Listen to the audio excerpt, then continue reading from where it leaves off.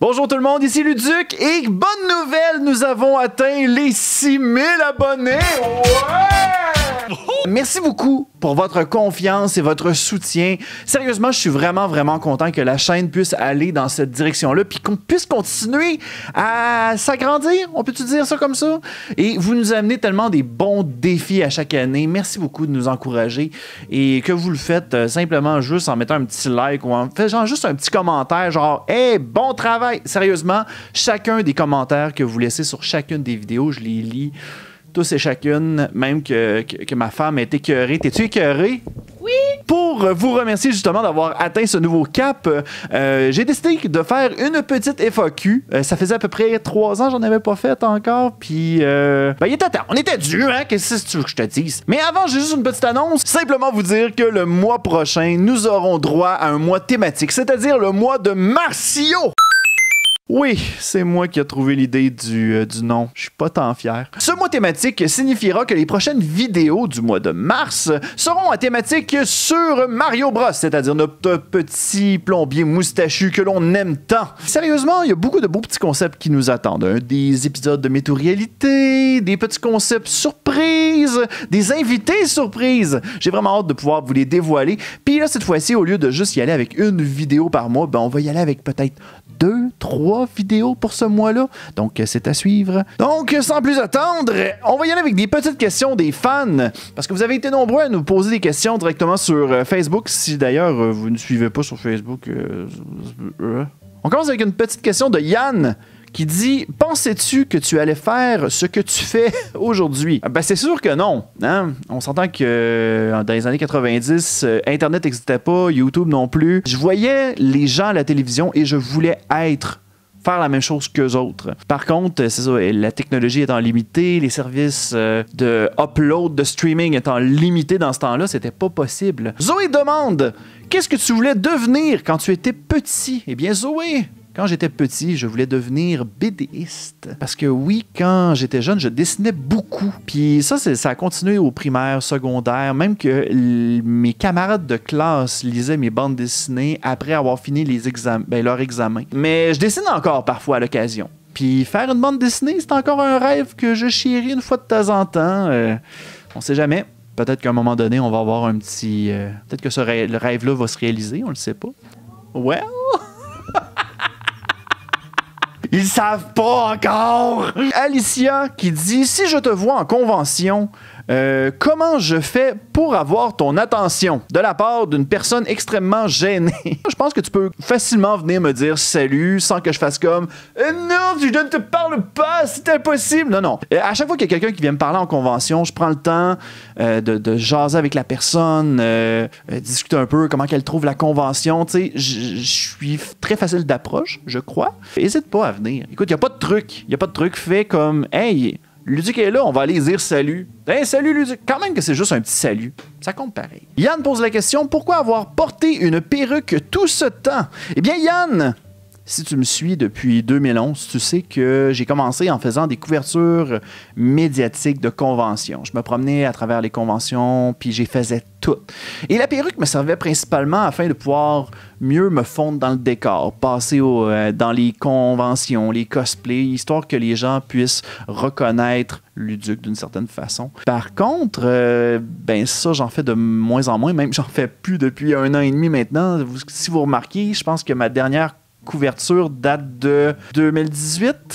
Donc, ça fait quand même 1 an et demi, 2 ans proche. Là. En ce moment, la perruque a servi pour les reportages de Luduc. Elle a servi pour les autres projets qui étaient à côté des reportages de Luduc, c'est-à-dire Entre deux vidéos, météo-réalité, Astine Potine. Ça l'a servi pour ces projets-là afin de pouvoir montrer que le personnage était capable de faire d'autres projets. Par contre, maintenant que les reportages de Luduc sont terminés, la perruque n'a plus lieu d'être, selon moi. Étonnez-vous pas qu'en 2020, cette chose s'en aille. Est-ce que ça va faire en sorte que le personnage va être moins drôle, moins attrayant, moins efficace?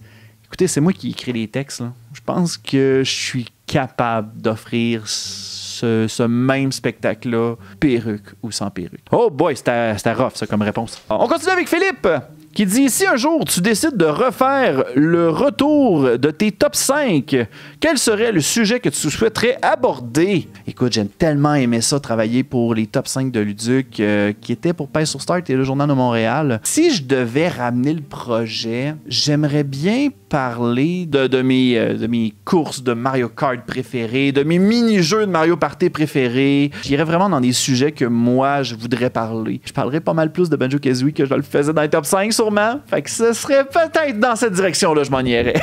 On a Kevin qui dit « Quelle serait ta vie sans Banjo-Kazooie? » Oh boy, la question. Ma vie sans Banjo-Kazooie serait vide. Plus de Clunker Cavern. Plus de Bubble Glop Swamp. Plus de Freezes Peak.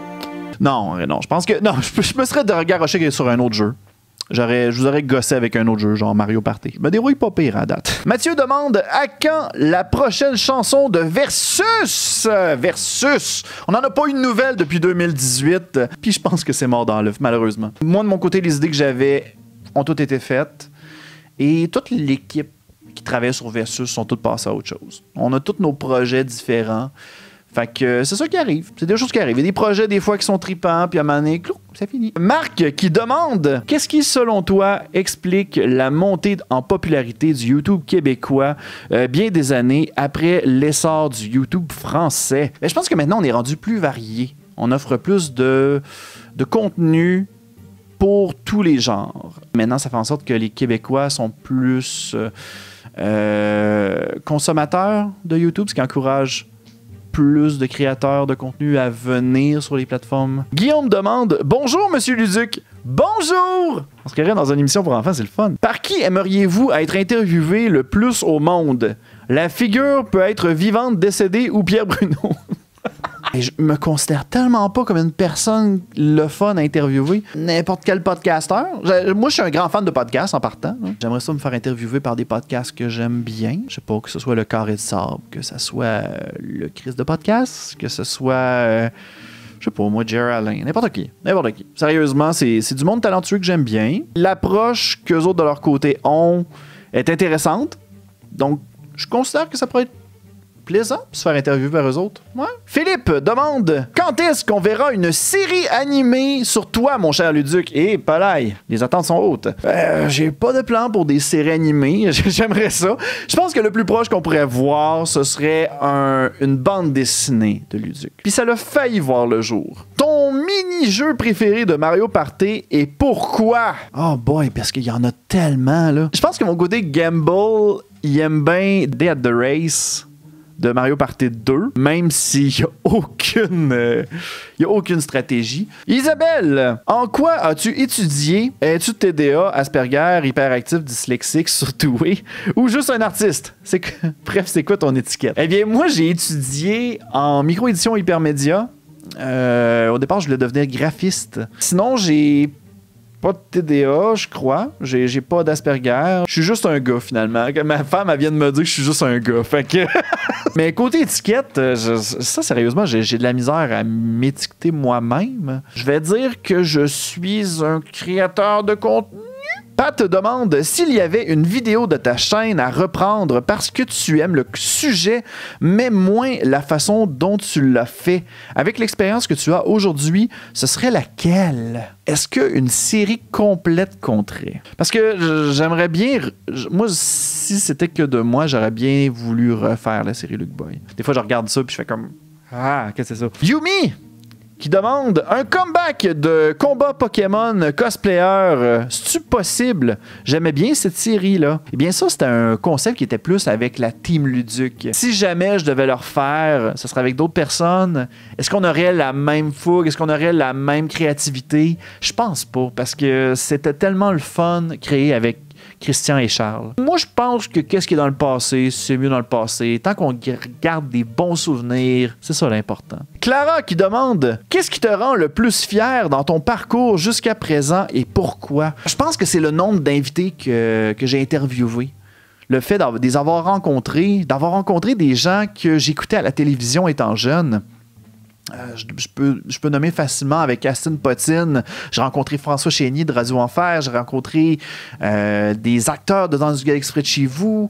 Peut-être que ça va moins vous rejoindre, mais Bulldog Bazar, Les Pieds dans la Marge, je les ai rencontrés. Il y a des épisodes d'Aston Potine qui sont disponibles sur ma chaîne. Et ça fait partie de mes moments préférés à vie.